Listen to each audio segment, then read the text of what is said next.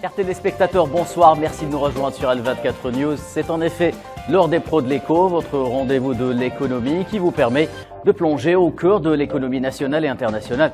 Nous avons choisi de nous intéresser ce soir à un sujet plutôt crucial pour le secteur de l'agroalimentaire algérien. Il s'agit de l'agriculture saharienne qu'on dit pouvoir constituer un vrai grenier à l'Algérie. Car ne voulant plus dépendre des importations qui sont sujettes aux perturbations des marchés et des chaînes d'approvisionnement mondiales, le pays cible une autosuffisance alimentaire à laquelle il projette d'accorder beaucoup de moyens afin de développer certaines filières hautement stratégiques comme les céréales ou encore la pomme de terre. Alors, pour ce faire, l'exécutif algérien mis sur l'agriculture saharienne qui, selon certains experts, seront parmi nous ce soir, n'est plus une option, mais une nécessité absolue. Qu'est-ce que cette agriculture saharienne? Quelles sont ses caractéristiques?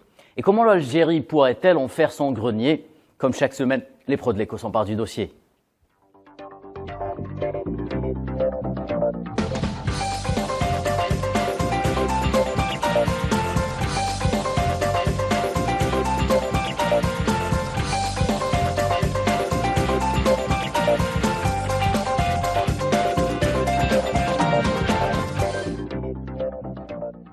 Alors pour mener ce débat à bon port, ce soir, j'ai le plaisir d'accueillir trois spécialistes du monde de l'agriculture. Aïssa Mansar, vous êtes consultant en développement agricole.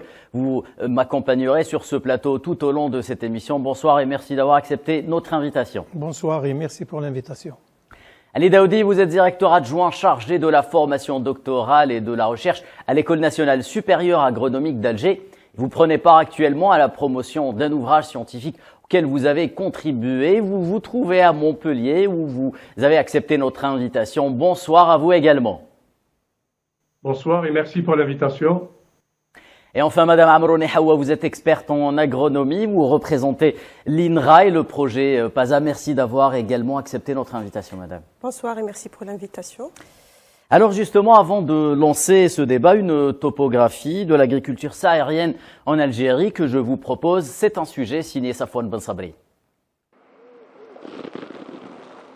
On dit qu'il peut constituer le grenier du pays. Le grand Sahara algérien recèle-t-il d'autres trésors aussi importants que ce niché dans son sous-sol? L'agriculture saharienne en Algérie se distingue année après année par son potentiel, mais aussi par son rendement. Elle est le fruit d'une politique datant des années 80 avec des objectifs multiples, combler le déficit de production que le Nord ne parvient pas à assurer et permettre un développement inclusif des régions du Sud, trop longtemps laissées en jachère. 40 ans après, l'agriculture saharienne n'est plus une alternative. Traditionnellement agricole de par la structure des communautés qui la constituent, les régions sahariennes étaient autrefois cantonnées au modèle oasien traditionnel, un modèle respecté qui continue à faire ses preuves. Désormais, elles opèrent leur mue vers une agriculture industrielle trouvant toute sa place en amont de la chaîne de valeur du secteur agroalimentaire. Elle est aujourd'hui la locomotive de l'agriculture nationale. Pas plus de 10 wilayas du Sud fournissent plus du quart de la production agricole globale au niveau national et permet de dégager des excédents à l'export sur certaines filières, y compris celles réputées stratégiques.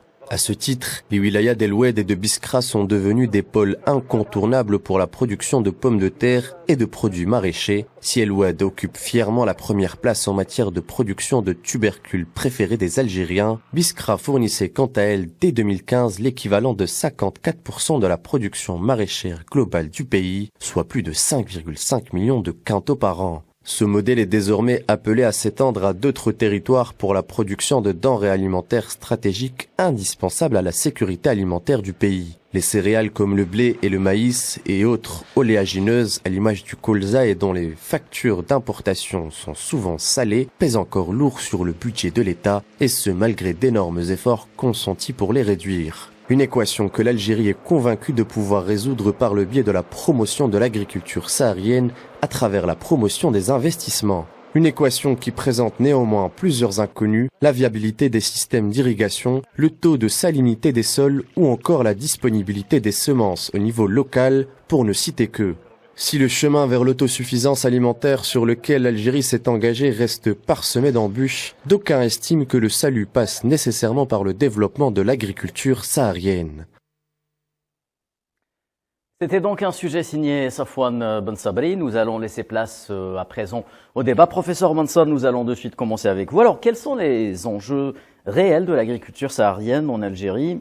Peut-on dire que ce sera l'un des plus importants leviers économiques des années à venir en Algérie, et quels seraient ses avantages, le cas échéant?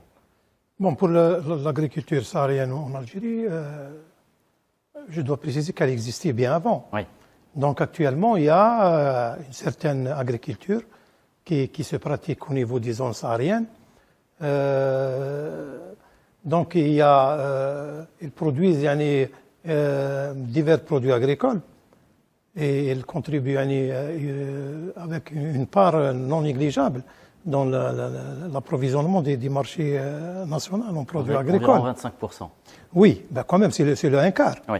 Donc, l'agriculture, ça existe depuis belle lurette, mais pour l'agriculture saharienne, qui existait avant, je pense que lorsqu'on parle de l'agriculture saharienne, on n'évoque pas les oasis. Oui.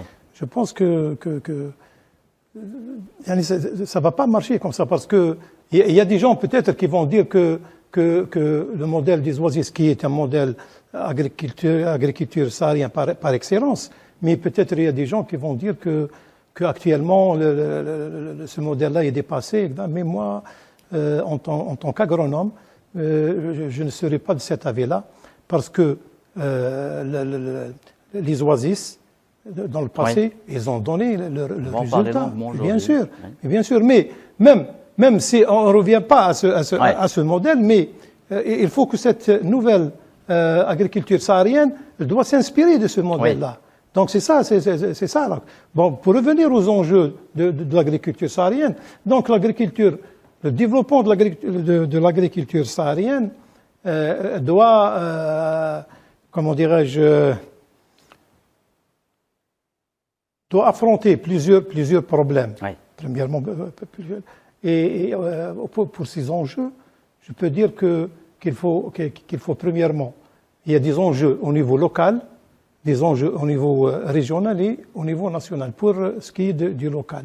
Donc, l'agriculture saharienne doit arriver à l'autosuffisance. Oui. Du marché locaux. C'est l'objectif principal. Bien sûr, passé par le gouvernement. Mais bien sûr, pour les marchés agricoles, parce que c'est pour stabiliser surtout les prix, oui, et c'est pour réguler le marché. Parce que actuellement, si nous, au nord, on se plaint des fois de la flambée des prix d'une saison à une autre, mais là-bas, au sud, la flambée est quasi permanente. C'est pour cela, donc, le premier enjeu, c'est l'approvisionnement du marché local. Pour stabiliser les marchés. Bien sûr. À la fois au niveau des prix, mais au niveau de la disponibilité des produits de base. Bien sûr, en quantité. Oui. Deuxièmement, c'est l'emploi. C'est la main-d'œuvre. Justement, nous le disions dans le sujet de Safwan Ben Sabri, les régions sahariennes sont d'une certaine manière intrinsèquement agricoles de par leur constitution sociologique. Donc l'agriculture doit, comment dirais-je, contribuer activement à des débouchés au secteur de l'emploi. Bien sûr. Oui. Et il y a au niveau national, si on peut dire au niveau national, c'est de contribuer activement à la réalisation de la sécurité alimentaire. Oui. Voilà, c'est le but ultime de tous ces programmes de développement de l'agriculture. Oui. Voilà. Très bien.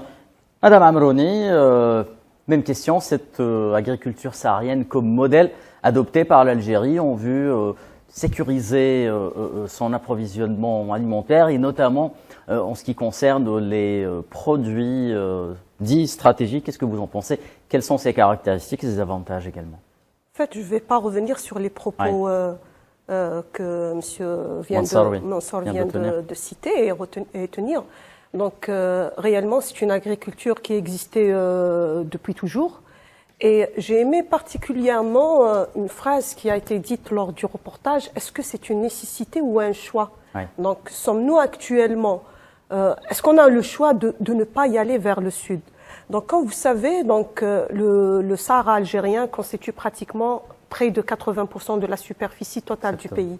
Donc, la superficie agricole totale, elle est pratiquement de 44 millions d'hectares. Pratiquement 18% de la superficie nationale. Donc, en face, donc, nous avons la surface agricole utile qui est pratiquement de 8 millions d'hectares et demi. Face à ça, donc, il y a une population sans cesse croissante. Nous sommes actuellement à 44 millions d'habitants. Donc, d'ici 2030, normalement, les prévisions sont à 51 millions d'habitants. Donc, il faudrait nourrir ces habitants-là, notamment avec une superficie agricole qui est pratiquement de 0,17 hectares par habitant. Donc, il faudrait trouver des nouvelles terres pour pouvoir pratiquer cette agriculture et nourrir cette population. Donc la solution viendrait bien évidemment du Sahara algérien. C'est des modèles qui ont existé auparavant. Oui. Donc nous avons vu sur le reportage Biskra, nous avons vu Al-Oued, oui. Ad-Darar notamment. Donc c'est un exemple qui a prouvé sa réussite, bien évidemment, dans certaines mesures où il faudrait bien évidemment respecter l'environnement et songer bien évidemment à une agriculture durable. Oui. Donc il ne faut pas y aller précipitamment vers le sud sans qu'il y ait une stratégie bien réfléchie en termes de développement durable, car actuellement on est obligé de s'insérer dans un cadre de développement rural. Dieu merci, parce qu'en fait, ces dernières années, en fait cette année-là, il y a eu au ministère de l'Agriculture carrément une direction qui s'occupe des changements climatiques.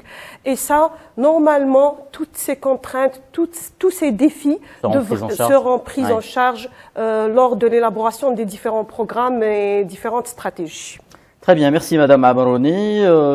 Professeur Ali Daoudi, sur le plateau, on est plutôt unanime quant à la nécessité de faire de ce modèle de l'agriculture saharienne l'un des fers de lance justement du secteur agricole et agroalimentaire algérien. J'ai envie de vous poser la même question. Quels sont selon vous les enjeux justement réels de l'agriculture saharienne et quels sont ses avantages également?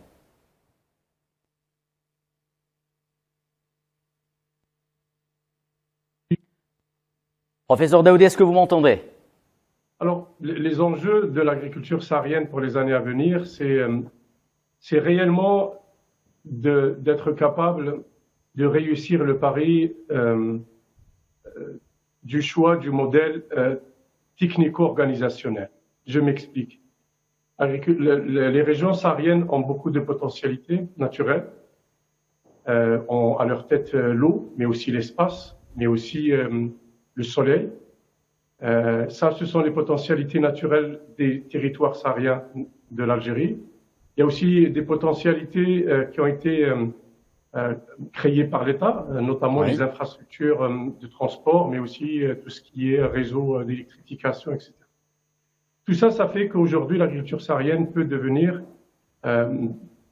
connaître un développement important. Par contre, l'enjeu, c'est que cette région a aussi des contraintes, notamment des contraintes aussi naturelles, c'est-à-dire l'extrême aridité, implique une utilisation particulière des ressources, implique une organisation particulière de la production. Et donc l'enjeu, si vous voulez, c'est d'être capable de produire un modèle technico-organisationnel qui soit à la fois performant sur le plan technique, qui soit à la fois aussi ancré qui provoque un développement ancré territorialement et qui assure la durabilité. Il ne faut pas qu'on pense l'agriculture saharienne uniquement comme un secteur qui va produire de l'alimentation. L'agriculture saharienne devrait être pensée comme un levier pour un développement territorial intégré et durable de toute une grande partie de notre territoire national.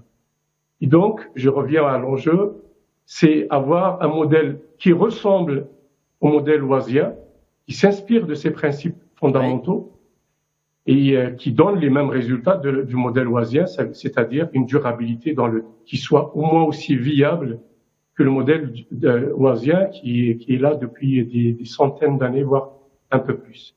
Et donc, l'enjeu, c'est développement durable. Si je résume l'enjeu de l'agriculture saharienne. Il y a énormément de choses à faire, beaucoup de potentialités. Le tout est dans comment le faire, quelles mesures et incitations mettre en place pour que les bons choix soient faits à la fois par les acteurs, mais aussi par les pouvoirs publics.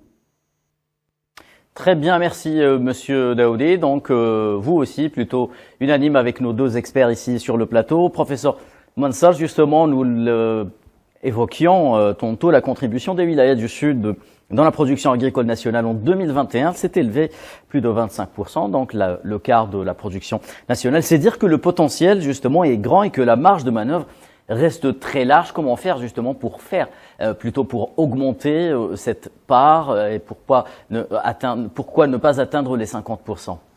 Vous savez que produire dans les zones sahariennes, c'est pas vraiment facile. Ouais. Il y a beaucoup de contraintes. Et ceux qui produisent actuellement, je pense qu'ils sont en train de combattre la nature. Donc il faut leur tirer chapeau pour ces agriculteurs-là. Actuellement, l'agriculture qui est pratiquée dans ces zones-là, c'est en quelque sorte, on peut dire, c'est une agriculture paysanne. Ce que veut dire, c'est des exploitations agricoles de moyenne et de petite taille, des exploitations maîtrisables. Ouais. Donc, mais l'agriculture qu'on veut projeter dans ces régions-là pose beaucoup, je pense que, comment dirais-je, doit soulever beaucoup d'interrogations. Parmi lesquelles? Allez-y. Par exemple, c'est la faisabilité économique et la durabilité écologique ou environnementale. Voilà, donc ces deux paramètres, il faut vraiment les prendre à bras le corps. Mais bien sûr, non, on peut pas aller à l'aveuglette comme ça et produire pour produire. Naturellement. C'est parce que le but, c'est pas de produire pour produire. Si on voit le problème des changements climatiques actuellement, c'est tout le monde qui se soucie de préserver les ressources hydriques, par exemple souterraines. Et nous, là, il y a beaucoup de gens qui préconisent d'utiliser à outrance ces ressources hydriques. Oui, professeur, mais dans la mesure où nous n'avons pas le choix, justement, Madame Amerouni a rappelé l'impératif de trouver de nouvelles surfaces arables, comme on dit, sur lesquelles on peut pratiquer de nouvelles cultures. Comment faire, justement, pour... L'Algérie est un pays continent. Donc, on peut, Madame a évoqué la surface totale, la surface qu'on peut mettre en valeur. Moi, je dirais également qu'il y a 30 millions d'hectares stipiques, je pense, Madame, si j'ai 33 millions. Là aussi, on peut développer une certaine agriculture. La culture céréalière, notamment. Et il y a moins de contraintes. Il y a moins de contraintes que le Grand Sud. Voilà, donc, le Sud. Il a aussi des avantages, ce Sud. Non, bien sûr, non, sauf le Sud, il y a recèle des potentialités en ressources naturelles, en ressources humaines. Donc, il y a également les frontières, c'est 5000 kilomètres de frontières, donc qui peut être un atout dans l'avenir, c'est pour l'exportation des produits. Plus de 6000 exactement. Voilà, donc il y a beaucoup de potentialités, il y a beaucoup, mais il y a également des contraintes, les contraintes climatiques et des contraintes édaphiques. Bon, pour les contraintes climatiques, c'est la chaleur, c'est les grandes températures, c'est les températures élevées, ce qui suppose d'irriguer durant toute l'année. Voilà, donc cela est coûteux. En ce qui concerne le deuxième volet, c'est vous me rappelez On a parlé du climat. Le climat. Et le deuxième, c'est... On a parlé du respect de... Non, oui, j'ai parlé. C'est le climat et le sol. C'est des contraintes édaphiques. Voilà, c'est le sol, je m'excuse. Le sol, donc le sol des régions sahariennes, ce sont des sols légers, des sols pauvres en éléments, en nutriments, présentant des taux de salinité souvent. Donc, c'est un autre problème avec. Donc, il faut amender avec des quantités excessives d'engrais.